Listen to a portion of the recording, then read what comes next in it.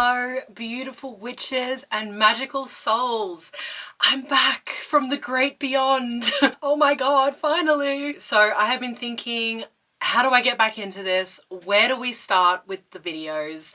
I wasn't really sure. So I thought, you know what? Let's start with my 2024 magical goals. I would love to hear what things you guys are focused on for this year as well. So please chime in down below. In future, we'll get more into where I've been, what's going on, all the things. But for this one, I really just wanted to dive in and just talk to you guys about witchery. So let's take this time to get a little reacquainted as I share what I'm going to be focusing on in this coming year in my practice. Now, I'll just let you guys know that I did a whole video on releasing last year and coming into this following year, talking about goals and all kinds of different things on my podcast channel, Traversing the Darkness. So this is a project that I do with the Witch of Enchantment, Justin, my very dear friend. He invited me to be a co-host as part of Traversing the Darkness, and we did a live video at the end of the year. It was super fun, and we talked all things amazing and witchery, whatever. So if you like what you see today and you want a little more, I'll leave the link for that video down below and you can go and check that out. The first witchy goal that I have for this year is to learn palmistry. So this is one that's been on my list for quite a few years. I've been wanting to learn palmistry, but I've never dived in. I just felt the whole thing was very overwhelming, and I had a lot of other things that I was focused on as well. You guys know the drill, right? A lot of these esoteric topics are just like universes within themselves. So I feel like palmistry was a little of that. But I've put it on my goal list this year, and I actually purchased myself a book so that I could go through and learn it. This is The Art and Science of Hand Reading. So I'm not sure about the way that it's set out. I think it's going to be quite a lot to get through, but it looks like amazing information. They've really covered stuff in here. So you can see here from the contents page, all the things are in here. So I cannot wait to get started. I'm a very kinesthetic person, like a touchy-feely. So I feel like, learning to read palms is so in my wheelhouse, that's just up my alley. So I'm really looking forward to being able to shake people's hands and see everything about their past and future. My next goal for this coming year is to work with Pamela Colman Smith in a spiritual way.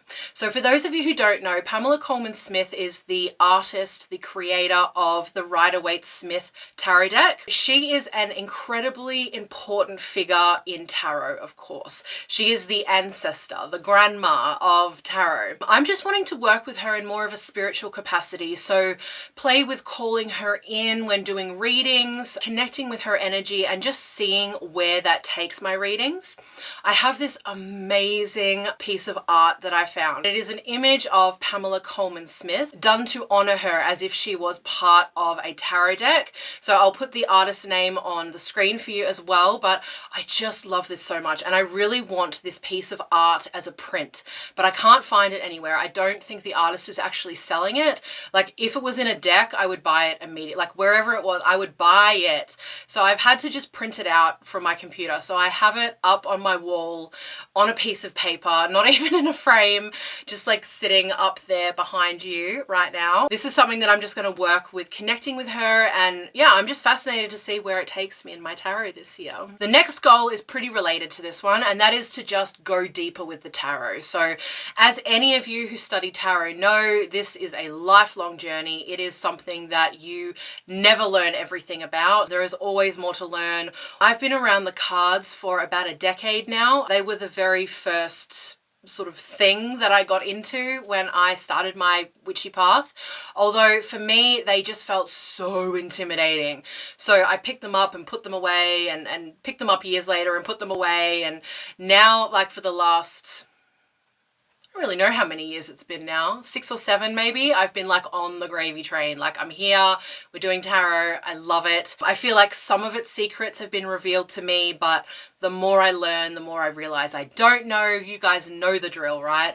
But I absolutely love tarot, and I actually started doing tarot readings for people last year in a professional manner. So that was really exciting. So I do that through my employer. So I work for a company called Simple Mystic Miracles. There's various things I do with them, but that's been really fun to kind of go forward and move deeper into tarot in that way. There is something, not that everyone is called to be a tarot reader for other people, and I don't think people need to be if they don't want to be, but there is definitely a depth that comes when you start to read for other people. Like there's just a new layer that you go to. It's something about the flow, for me it was anyway. It can be various things, but that's been really, really cool. So anyway, this coming year, I just want to go deeper. I've got more resources I want to get more deeply into. So that is one of my goals for this year. My next goal has to do with one of the things that I'm most passionate about in this life, and that is reading. I'm such a hermit nerd, I tell you guys. I love to read, and this year my goal is to read 30 non-fiction books. So I've reached 20 before. So I'm a big reader, as I mentioned. I read a lot of novels. Novels is what really helped me to kind of build my reading muscles. So I always have two separate goals every year. I have my reading goal, my normal reading goal, and then I have my non-fiction reading goal. And actually that's not even true. I tend to not even set goals for my non-fiction reading anymore. I just let it happen, you know, because I'm gonna read. I love reading. So it's all good in that department. But I always want to push myself to read a little bit more non-fiction, because that's obviously a bit more challenging, but it also gives me a lot more too, because obviously it teaches me things, and those are things I can pass on to other people. I love finding great resources and being able to recommend those to other people as well. So this year we're going for 30. Last year I only read 11 non-fiction books. So that was quite a low year for me, since, you know, I've sort of built up that muscle of reading more. But this year I'm going for 30 because I've got a whole bunch of amazing books just sitting up there waiting for me to get to. So I'm not really buying a whole lot of new books anymore. For a while there, over the last few years, every time I had some spare money, I was like, okay, what book can we buy? Because there are so many on my list, like, that I don't have here even, that I want to read, just all the books. I really wish that I had like 5 lifetimes just to read all the witchy books that I want to read. You know what I mean? But this year we're going for 30, so I will let you know how I go. One of my other goals for this year is to work more deeply with Marie Laveau. So I've worked with her for several years now. The capacity I work with her in is professionally. So there are 2 Marie Laveaus. For those of you who don't know, there was Marie Laveau, the OG, and Marie Laveau, her daughter. And her daughter actually played into the legacy of Marie Laveau because their names were the same. There's a lot of imprint from one to the other. Anyway, I work with them in the capacity of being a professional witch. So being someone of service, being someone who is giving to community. That is something that I want to be doing a lot more. It's something I can definitely be working on a lot more. So I work with her when I'm doing things in professional space. If I'm reading, if I'm teaching, if I'm creating anything that I'm wanting to impart to anyone, then I always speak with her first. I'm pointing over here because that's where she's sitting, right here next to me. And with her daughter was someone who was, I would say, a lot more cutthroat. Marie Laveau the elder was very much of service, like giving of service. And to me, as far as I can tell from the accounts that I've read so far, Marie Laveau the younger was more about her legacy, you know, and kind of imprinting her legacy. And I just feel like she was someone of great confidence. That's at least the impression that I've got when I, you know, read about her. So that's something that I'm really wanting to bring in as well. I really lack confidence. I do not believe in myself a lot of the time. I don't like being in a leadership position. My favorite position to be in life is like 2IC.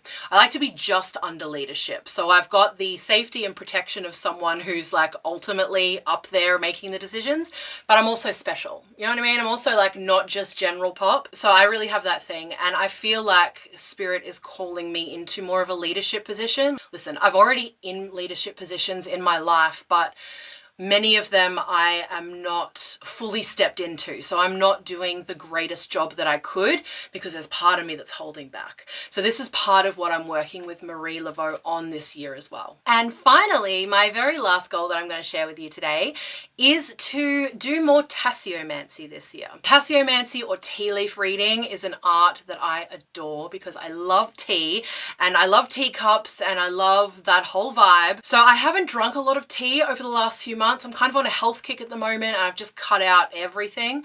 But the only time I drink tea now is when I'm doing a tasseomancy reading. So that's when I get to enjoy my tea, is when, you know, I look into the cup and see what's going on. I have some really great resources for tasseomancy. We might be able to talk about that in future if you guys are interested, but this is something I just want to be doing more of, basically. I was at a point a couple of years ago where I was doing a tasseomancy reading every single week. I don't necessarily have that goal, but I just want to be doing it a lot more. So a specific goal would be better, but that's my kind of vague general goal for the moment, to be doing more. So let me know, you guys, what are your goals for this year? What do you want to go deeper with? What do you want to learn about? Where do you want to expand your practice? Let me know down below. This is always fascinating to me to hear where people are moving in their practices. Thank you so much for hanging out with me today. It was so wonderful to see you all again, and I will be seeing you again very, very soon in the next video. I'm wishing you all so much love and many, many blessings. And here's to a friggin' amazing 2024 for us all. Yeah.